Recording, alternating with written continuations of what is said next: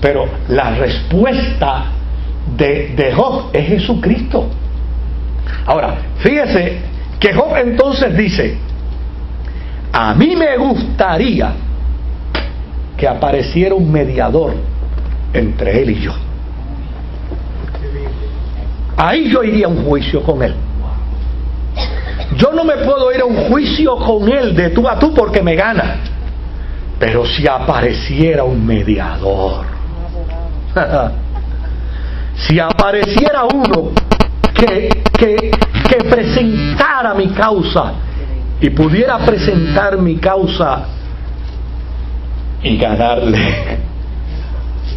Mírenlo aquí, vamos a buscar los versos. Aleluya. Vamos a buscar los versos. Capítulo 9. Yo no sé por qué yo cierro aquí para después volver a ver. Capítulo 9. 9:23. Dice: si azote mata de repente, se ríe del sufrimiento de los inocentes. Este es un Dios que en alguna medida no discrimina en el juicio. Y en el capítulo 16 y en el verso 19, 16, mas he aquí que en los cielos está mi testigo y mi testimonio en las alturas. Oiga, Job crea un mediador.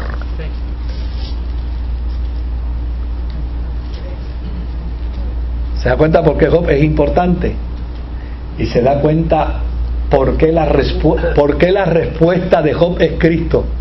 Job dice: si yo tuviera un mediador, yo saldría bien. ¿Y qué dice el autor de los Hebreos? Que tenemos en Cristo ¿qué?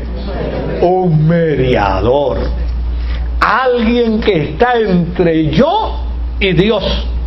Y cuando la justicia divina dice que mi pecado inexorablemente, inexcusablemente conlleva mi fin, el mediador aparece para pedir que yo morí por él, yo me entregué por él. Por eso cuando Pablo habla del final de los tiempos para entrar a la dimensión de la eternidad, dice: y entonces al que le sujetaron todas las cosas, él mismo se sujetará al que le sujetó todas las cosas. ¿Por qué razón? Porque la única, perdone la redundancia, la única razón de ser de Cristo hoy es la iglesia.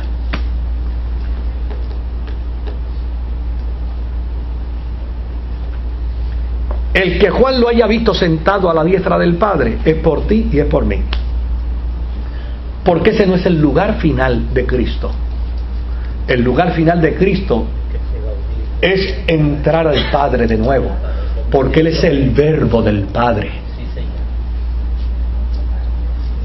Pero ¿por qué no ha entrado? No ha entrado porque Job dice: si hubiera un mediador entre Dios y yo, la cosa cambiaría. Y el autor de los Hebreos nos dice: ¿qué cosa? Porque no tenemos un mediador que nos ignore, sino uno que sabe compadecerse de ¿qué? De nosotros, porque entiende nuestra humanidad. Así es que nosotros tenemos una ventaja sobre Job, porque Job está pidiendo un mediador y nosotros lo tenemos. Mire, esto es una riqueza teológica extraordinaria, pero extraordinaria. Y en el capítulo 19 y en el verso 25, Job termina diciendo: yo sé que mi Redentor vive y al fin se levantará sobre el polvo. ¿Qué está diciendo? Ese mediador aparecerá y yo sé que existe. Por lo tanto, Cristo no es una creación.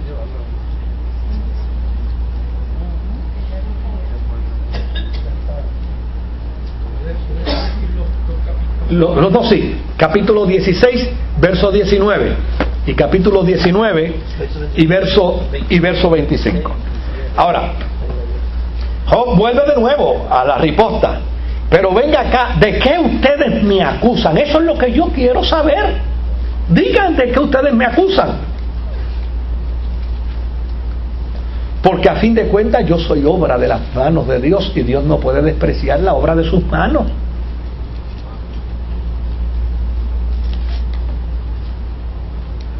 Mire, Job se atreve a decirle en el capítulo 10 a sus amigos: mira, no es que yo lo crea, pero yo siento como si Dios fuese un quisquilloso, y como si fuera estrecho de miras, es decir, como que Él no ve con amplitud. El Dios que ustedes me están presentando a mí no es ese Dios.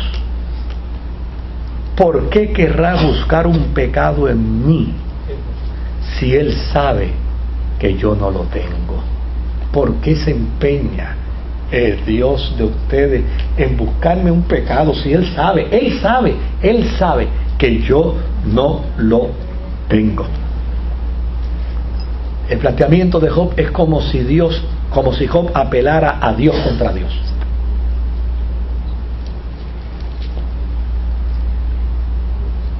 Pero fíjense lo que dice al final, en el verso 14 del capítulo 10.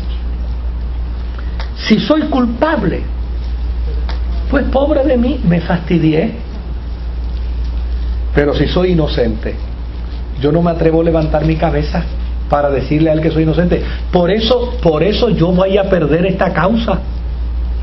Porque yo no me atrevo. Yo aquí ante ustedes lo digo, pero si él aparece aquí, yo no me atrevería a decirle a él: soy inocente. Porque ¿quién pudiera decirle al santo que uno es santo? Ahora, dentro de lo que hemos demarcado como maldad, lo que hemos demarcado como pecado, eso que ustedes han demarcado como pecado aquí, eso yo no lo he cometido.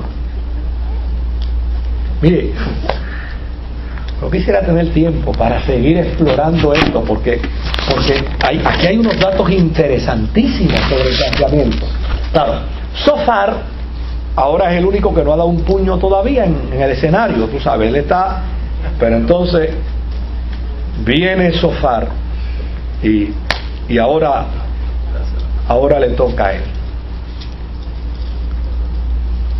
Y Sofar fue el sabio duro. En Job capítulo 11, gracias. Sofar fue un sabio duro. En el capítulo 11,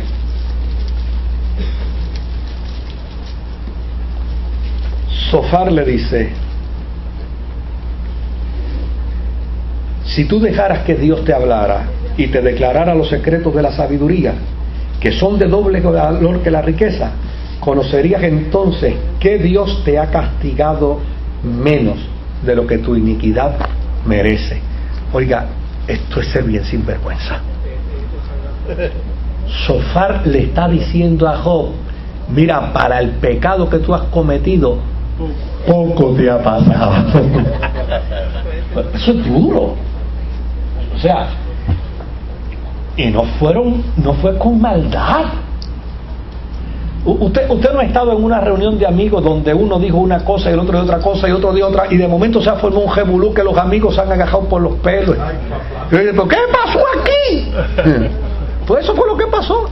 Estos tres vinieron a solidarizarse con él. Job guardó silencio 7 días y ellos ahí. Y de momento Job empezó a hablar y el otro ripostó y el otro. Y cuando vinieron a ver, estaban los 4 agajados a los puños. Llaman a Eliú y Eliú viene y también se mete en la pelea.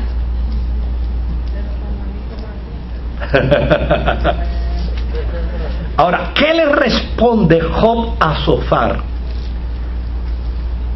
Desde luego, la respuesta de Job a Sofar es lo que se conoce en el libro de Job como el último ciclo de discurso de sus amigos, o el primer ciclo, ¿verdad?